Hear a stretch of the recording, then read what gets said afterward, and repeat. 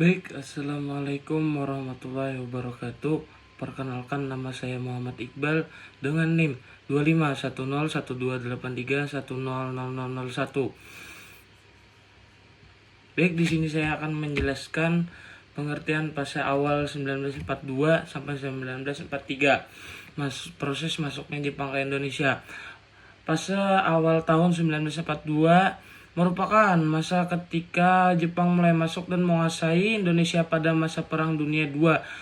Kedatangan Jepang ke Indonesia dilatar belakangi oleh kebutuhan Jepang terhadap sumber daya alam, terutama minyak bumi, karet, batu bara, dan bahan mentah lainnya, untuk mendukung kepentingan perang kawasan Asia Pasifik. Pada saat itu Indonesia masih berada di bawah penjajahan Belanda. Melalui pemerintahan Hindia Belanda, Jepang memanfaatkan kondisi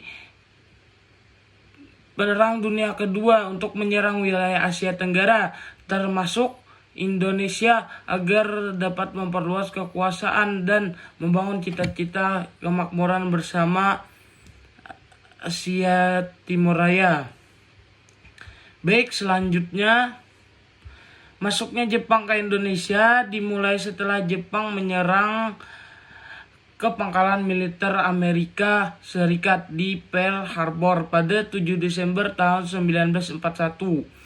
Setelah itu, Jepang bergerak cepat menguasai wilayah-wilayah penting di Asia Tenggara seperti Filipina, Malaya, Singapura, dan Burma. Indonesia menjadi sasaran utama karena memiliki kekayaan alam yang sangat besar dan letaknya strategis. Pada awal tahun 1942, Jepang mulai mendarat di beberapa daerah Indonesia seperti Tarakan, Balikpapan, Palembang, dan kemudian Pulau Jawa. Serangan Jepang terhadap Hindia Belanda berlangsung sangat cepat sehingga Belanda mengalami kekalahan besar. Baik, selanjutnya mobilisasi tenaga kerja Romusha adalah kebijakan pemerintahan pendukung Jepang Indonesia pada masa Perang Dunia Kedua yang dilakukan dengan cara mengarahkan rakyat Indonesia sebagai tenaga kerja paksa untuk mendukung kepentingan perang Jepang. Istilah Romusha berasal dari bahasa Jepang, yaitu Romu yang berarti kerja dan Sha yang berarti orang atau pekerja. Dengan demikian, Romusha berarti pekerja atau buruh kerja paksa. Kebijakan ini mulai diterapkan secara besar-besaran sejak tahun 1942 ketika Jepang mengalami kekurangan tenaga kerja untuk membangun berbagai fasilitas perang seperti jalan raya, rel kereta api, lapangan udara, benteng pertahanan, pelabuhan, dan markas militer di berbagai wilayah Asia Tenggara. Pada awalnya, Jepang melakukan propaganda dengan menjanjikan kehidupan yang lebih baik bagi para pekerja Romusha. Rakyat diberi janji berupa upah, makanan, dan kesejahteraan bagi keluarga mereka. Namun dalam kenyataannya, para Romusha mengalami penderitaan yang sangat berat. Mereka dipaksa bekerja dalam kondisi yang tidak manusiawi, kekurangan makanan, kurang istirahat, terserang penyakit, dan sering mengalami kekerasan dari tentara Jepang. Banyak Romusha yang dikirim ke luar daerah, bahkan ke luar negeri seperti Burma, Myanmar, Thailand, dan Malaya untuk membangun sarana perang Jepang. Sebagian besar dari mereka tidak pernah kembali karena meninggal akibat kelaparan, penyakit, atau kelelahan.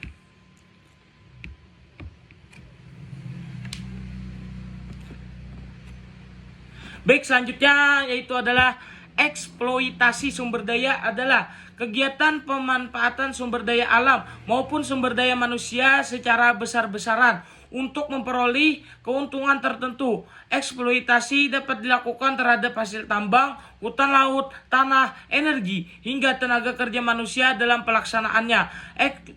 Eksploitasi seringkali dilakukan secara terus-menerus, memperhatikan keseimbangan lingkungan, kesejahteraan manusia, ataupun keberlanjutan sumber daya tersebut di masa depan.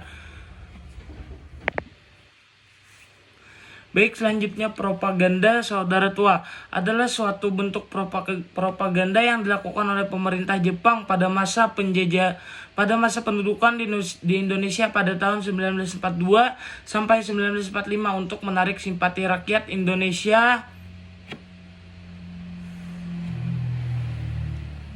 Istilah saudara tua digunakan Jepang untuk menggambarkan dirinya sebagai bangsa Asia yang datang untuk membantu dan membebaskan Indonesia dari penjajahan Barat.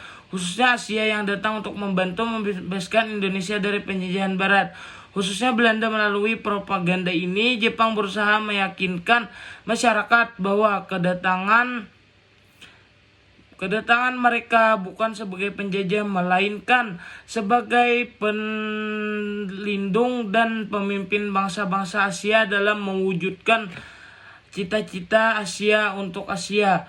Propaganda muncul karena Jepang membutuhkan dukungan rakyat Indonesia dalam Perang Dunia Kedua. Jepang ingin memperoleh tenaga kerja, bahan makanan, sumber daya alam, dan dukungan politik agar dapat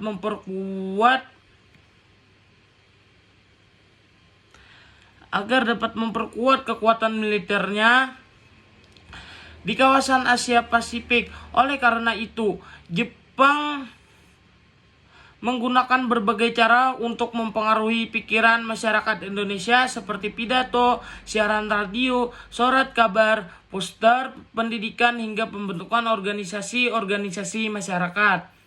Dalam pelaksanaannya, Jepang menyebarkan slogan seperti Jepang Pelindung Asia, Jepang Cahaya Asia, dan Jepang Pemimpin Asia. Mereka juga berusaha menghapus pengaruh budaya Barat dengan melarang penggunaan Belanda dan menggantinya dengan bahasa Indonesia serta bahasa Jepang. Selain itu, lagu kebangsaan Jepang Kimigayo diwajibkan dinyanyikan dan rakyat harus melakukan penghormatan kepada Kaisar Jepang sebagai bentuk kesetiaan. Nah, baik, selanjutnya di sini ada pada masa pembubaran pemerintahan kolonial Belanda adalah berakhirnya kekuasaan dan sistem pemerintahan Belanda di wilayah Indonesia yang telah berlangsung selama ratusan tahun. Peristiwa ini terjadi kekuatan kolonial Belanda melemah akibat masuknya tentara Jepang ke Indonesia pada tahun 1942 dalam masa Perang Dunia II. Setelah Belanda menyerah kepada Jepang di Kalijati, Subang pada 8 Maret 1942, pemerintahan kolonial Belanda di Indonesia resmi dibubarkan dan digantikan oleh pemerintahan militer Jepang.